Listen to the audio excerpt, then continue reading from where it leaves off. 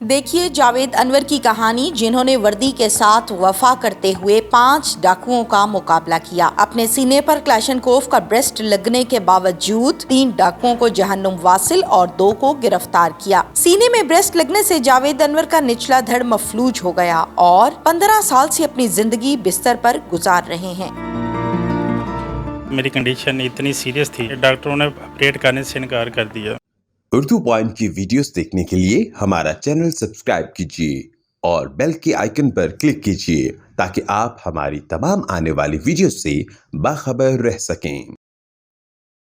अस्सलामुअलैकुम, उर्दू पॉइंट से मैं हूं आपकी मेज़बान तहमीना शेख। इस टाइम मैं मौजूद हूं जड़ावाला के एक घर में। ये घर है गाजी जावेद अनवर का।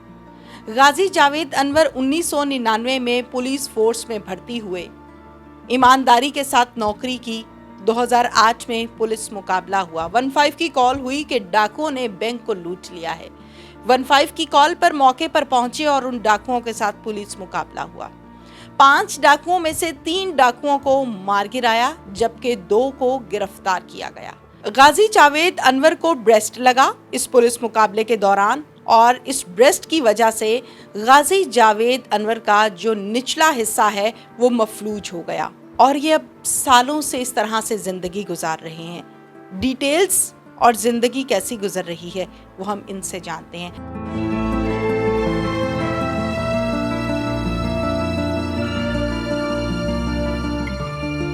QPM का एजाज आपको दिया गया, मेडल से नवाजा गया, जो कि पुलिस फोर्स में बहुत कम दिया जाता है।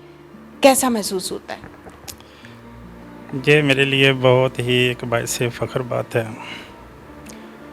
मैं उन खुशकिस्मत इंसानों में से हूँ, ठीक ना, जिनके पास ये एजाज़ है। ये हमारे महकमे का सबसे बड़ा बहादुरी का मेडल है, जो मेरे महकमे के अंदर सिर्फ चंद लोगों के पास है। 15 की कॉल हुई, मौके पर गए। 2008 की ये बात है। क्या हुआ था, जरा नजर दौड़ाएं। जी, हमारी उधर पोस्टिंग थी थाना सत्याना फैसलाबाद। तो एक वायरस चली कि नेशनल शजवाल बैंक, उसको डाकुओं ने लूट लिया है। उधर 2 बंदों को फायर मार दिया और वो डकैती करके कामयाब होके थाना सत्याने की तरफ वो उनका रुख है। तो उन्होंने 2 बंदों को फायर जो मारा है, उनमें से एक बंदा एक्सपायर हो गया, एक ज़ख्मी है। तो बैंक से करोड़ों रुपया उन्होंने छीन लिया और सोना और जेवर जितना था वो भी गाड़ी में लेके वो फ़रार हो गए। तो इसी स्ना में हमने वो वायरस सुनी, तो हम भी अलर्ट हो गए। आगे से हम क्या देखते हैं कि आगे एक मशकूक गाड़ी आ रही है, तो हमने उसका ताक़ब करना शुरू कर दिया। तो उन्होंने भी क्या किया कि आगे से गाड़ी भगाना शुरू कर दी। तो काफ़ी देर हम उनका ताक़ब करते रहे। आखिरकार हमने उनका ताक़ब करके उनको घेर लिया। तो जब उनको पता चला कि घेरे में आ गए हैं, तो उन्होंने अपनी गाड़ी जो थी XLI वाइट कलर की, वो खड़ी करके उन्होंने हमारे पे सीधी फायरिंग शुरू कर दी। तो इधर से फिर हमने भी फायरिंग शुरू कर दी। मेरे पास भी SMG थी क्लाशनकोफ, तो मैं भी उनसे लड़ना शुरू हो गया, मुकाबला शुरू कर दिया। तो काफ़ी देर मुकाबला हमारा होता रहा डाकुओं के साथ। तकरीबन टाइम था दिन 11 बजे। तो लड़ते लड़ते दौरान मुकाबला 3 डाकू उधर मैंने मार दिए और बाकी जो 2 डाकू बचे थे, उनका एक बरस्ट जो था ना क्लाशनकोफ का, वो मेरे इधर इस जगह पे सीने पे आके लग गया, जिससे मैं नीचे गिर गया और मैं ज़ख्मी हो गया बुरी तरह। और बाकी जो 2 डाकू थे वो साथ ही आबादी थी, उधर घुस गए, लेकिन उधर उनको भी बाद में गिरफ़्तार कर लिया गया। उसके बाद मैं इतना शदीद इंजर हो गया, तो मुझे गाड़ी में डाल के इधर फैसलाबाद सिविल हॉस्पिटल में ले के आ गए।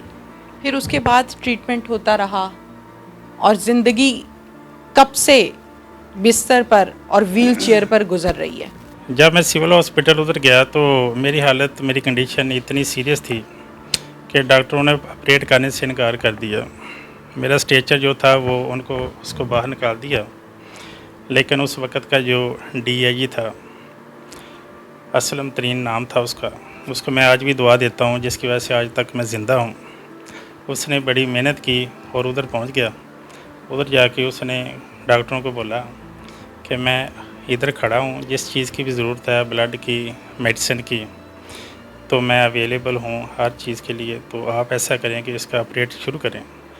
तो डॉक्टरों ने ऑपरेट शुरू कर दिया। तो मेरी ब्लीडिंग इतनी हो रही थी, इतनी ब्लीडिंग नहीं रुक रही थी। तो इस ब्लीडिंग की वजह से मुझे उधर तकरीबन 2-3 माह के अंदर 90 बोतल जो थी ना, वो ब्लड की लगी थी। उसके बाद फिर मैं उधर आईसीयू में भी रहा, सिविल हॉस्पिटल भी रहा तकरीबन 3 माह। उसके बाद इधर ट्रीटमेंट जो है ना, वो डॉक्टरों की पहुंच से ज़रा दूर सी थी, तो इधर मैं रिकवर नहीं हो रहा था। फिर उसके बाद मैं लाहौर इत्तेफाक हॉस्पिटल, उधर मुझे जाना पड़ा। फिर मैं उधर एडमिट हो गया। तो इत्तेफाक हॉस्पिटल तकरीबन 3 माह मैं उधर ज़ेर इलाज रहा। उसके बाद फिर मैं घर आ गया। जब से फ़ाइल लगा ना, मैं चल फिर नहीं सकता। उसकी रीज़न ये है कि मेरा सीने में जब ब्रेस्ट लगा है, जिसकी वजह से स्पाइनल कॉर्ड डैमेज हो गया। 2-3 चीज़ें और भी डैमेज हो गई थी, वो तो रिकवर हो गई आस्ता-आस्ता। लेकिन उसके बाद जो स्पाइनल कॉर्ड है, उसकी वजह से मेरा निचला हिस्सा जो है, तो वो फुली तौर पे डैमेज हो गया, जिसकी वजह से मेरा निचला हिस्सा जो है ना, वो हरकत नहीं करता। कौन लुक आफ्टर करता है घर पर? देखें, लुक आफ्टर के लिए एक बंदा तकरीबन 24 घंटे के लिए बाउंड हो जाता है मेरे लिए, करवट लेने के लिए, बिठाने के लिए, बाकी जितनी भी नर्सिंग केयर होती है उसके लिए। तो मेरे भाई हैं, मेरे घर वाले हैं, उन्होंने कभी मुझे इस चीज़ की कमी फ़ील नहीं होने दी, और मुझे आज तक यही लगा है कि मैं बिल्कुल ठीक हूँ। अल्लाह ताला ने मेरे अंदर विल पावर इतनी दी है, हिम्मत हौसला इतना दिया है कि मैंने कभी भी अपनी इस मफलूजी को या अपनी इस मोहताजी को कभी अपने ऊपर हैवी नहीं होने दिया। क्योंकि जिस दिन मैं ये चीज़ अपने ऊपर मैंने सवार कर ली, तो मैं तो 2-4 दिन बड़ी मुश्किल से निकाल पाऊँगा। ठीक। इस वाक़े के बाद वालिदैन की तरफ से कैसा रिस्पॉन्स था? देखें, वालिदैन जो होते हैं ज़रा हसास होते हैं। वालिदैन तब तो बड़े परेशान थे, काफ़ी अर्सा मेरी वालदा रोती रही। तो लेकिन मैं जब भी उनसे मिलता हूँ, मैं उनको हौसला देता हूँ। महकमे ने क्या ताउन किया? महकमे का तावन सबसे बड़ा तो मेरे लिए ये है कि मैं आज तक ऑन ड्यूटी हूँ। उसके बाद मैं अपनी पूरी सैलरी ले रहा हूँ, और जितने भी महकमाना अलाउंस वगैरह होते हैं, ठीक है ना, वो भी मुझे मिलते हैं साथ साथ। तो बाकी जब भी मुझे महकमे की ज़रूरत पड़ी है, महकमा मेरे साथ खड़ा था, खड़ा है, और इंशाल्लाह हमेशा मेरे साथ खड़ा रहेगा।